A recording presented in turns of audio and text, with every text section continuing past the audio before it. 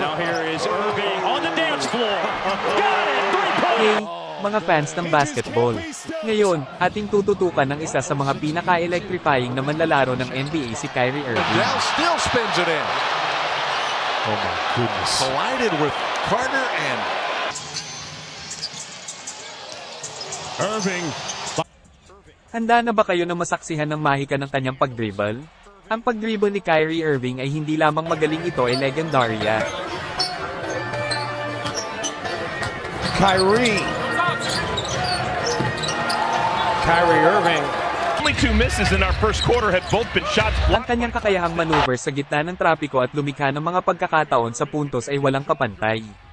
Ngunit ang tunay na nagpapaiba kay Kyrie ay ang kanyang kreatibidad. And Irving trying to put this one away. Kyrie Irving almost lost the handle, gets it back. Kyrie Irving. Fifth three. And here's Kyrie Irving, played by Marcus Smart. Kung siya ay naghihiwa ng mga dobleng tao o nagmamaneho sa maliit na espasyo, ang kanyang repertoire ng pag-dribble ay parang tula sa kilos. Man, that's some sauce. Richard, we could send you back to LA at any moment. There are late flights. Sabi ng isang commentor, ang mga dribbling ni Kyrie Irving ay hindi totoo.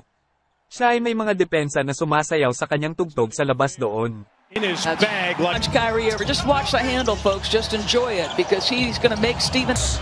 for the Nets. Kyrie trying to get some room for the win. Got it at the buzzer.